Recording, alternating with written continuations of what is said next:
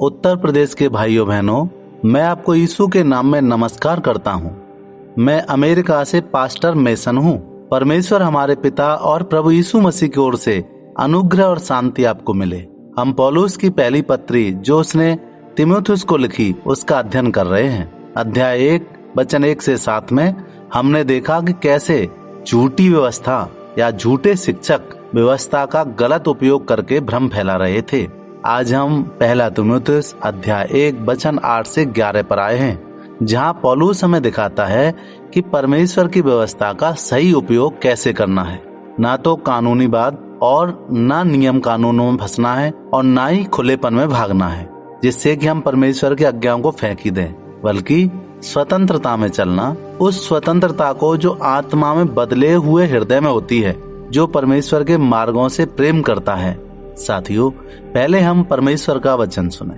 लिखा है, पर हम जानते हैं कि व्यवस्था अच्छी है यदि कोई उसका उपयोग ठीक रीति से करे, यह जानकर कि व्यवस्था धर्मी के लिए नहीं बनाई गई परंतु अधर्मी और आज्ञा तोड़ने वालों के लिए, भक्तिहीन और पापियों के लिए, अपवित्र और अशुद्ध लोगों के लिए है, जो माता पिता के घातक, हत्यारे, व्यभिचारी, पुरुषगामी, मनुष्य, चोर, झूठी शपथ खाने वाले और उन सब बातों के लिए बनाई गई है जो सही उपदेश के विरुद्ध है।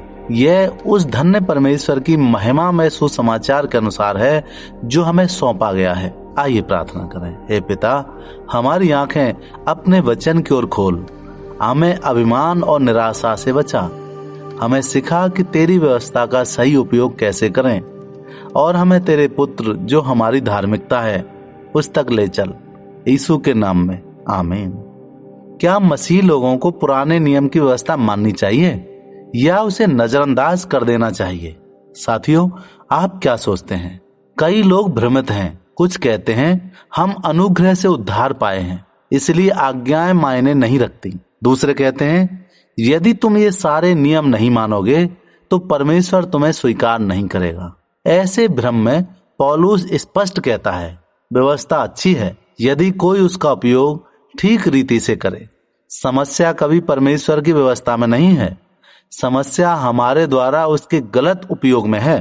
परमेश्वर ने व्यवस्था दी हमें कुचलने के लिए नहीं, बल्कि हमें अपने पास बुलाने के लिए, हमें शर्मिंदा करने के लिए नहीं, बल्कि हमें एक नया आकार देने के लिए। साथियों, मैं आपको एक उदाहरण देता हूँ। अमेरिका में एक किसान ने एक पुराना बोर्ड लिया, उस पर पेंट से लिखा और खलियान के पीछे टांग दिया। उस पे लिखा, खतरा, गहरा कुआं, अंदर मत जाना। यह बोर्ड किसी का मजा खराब करने के लिए नहीं था, वह जीवन बचाने के लिए था।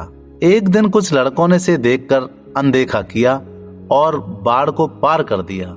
और फिर क्या हुआ, एक लड़का लगभग कुएं में गिर ही गया। संकेत ने खतरा पैदा नहीं किया, उसने खतरे को उजागर किया और उससे बचाया। परमेश्वर की व्यवस्था उसी संकेत जैसी है। यह पाप नहीं पैदा करती बल्कि हमारे अंदर पहले से मौजूद खतरे को दिखाती है और हमें किनारे से वापस बुलाती है। इस खंड में पौलुस ने कानूनीवाद, खुलेपन और सच्ची स्वतंत्रता के बीच 3 अंतर बताए हैं। साथियों, पहला है, तुम पहले कौन थे और अब कौन हो। व्यवस्था धर्मी के लिए नहीं बनाई गई परंतु अधर्मी और आज्ञा तोड़ने वालों के लिए बनाई गई। यहाँ धर्मी से क्या मतलब है? ऐसा व्यक्ति जो पाप रहित, बल्कि वो जिसे यीशु ने विश्वास के द्वारा धर्मी ठहराया है। तुम में से कितने ही ऐसे थे परंतु तुम धुल गए, तुम पवित्र किए गए, तुम धर्मी ठहराए गए प्रभु यीशु के नाम से और हमारे परमेश्वर की आत्मा के द्वारा। पहला कुरिन्थियों अध्याय 6 और 11 में मसीह से पहले व्यवस्था हमारे ऊपर खड़ी होकर हमें दोषी ठहराती है। मसीह में एक नया निर्णय सुनाया गया है। अतः अब जो मसीह यीशु में है उन पर दंड की आज्ञा नहीं। रोमियो 8 और 1 में लिखा है। कानूनीवाद इस सच्चाई को भूल जाता है और व्यवस्था को सीढ़ी की तरह मानता है जिससे हम ऊपर चढ़कर परमेश्वर तक पहुंचेंगे। खुलापन व्यवस्था को ही फेंक देता है। सच्ची स्वतंत्रता अलग है। जब हमें विश्वास से धर्मी ठहरा गया है तब हम परमेश्वर की आज्ञाओं से प्रेम करते हैं, जैसे घर में पिता के साथ परिवार का जीवन जीना।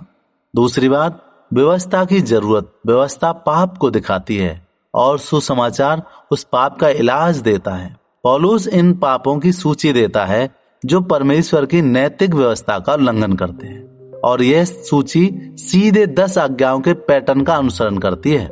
व्यवस्था आईना है, यह हमें दिखाती है कि हम कैसे हैं, पर चेहरा धो नहीं सकते। धोने का काम यीशु मसीह करते हैं। तीसरी बात, सुसमाचार द्वारा बदला हुआ हृदय। उस धन्य परमेश्वर की महिमामय सुसमाचार के अनुसार जो मुझे सौंपा गया है।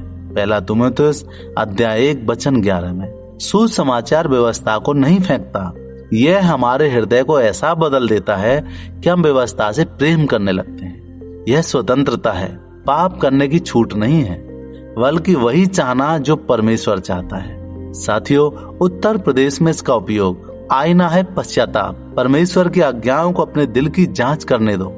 नक्शा है शिष्यत्व। स्वतंत्रता का उपयोग पाप के लिए मत करो। बाड़ा है सुरक्षा।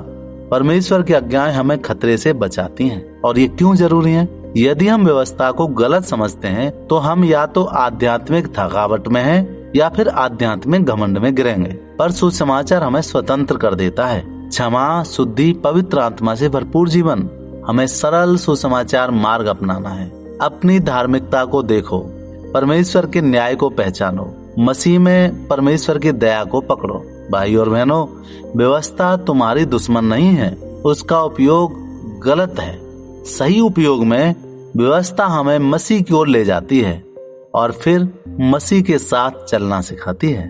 परमेश्वर ने व्यवस्था दी तुम्हें कुचलने के लिए नहीं, बल्कि बुलाने के लिए, शर्मिंदा करने के लिए नहीं, बल्कि एक नया आकार देने के लिए।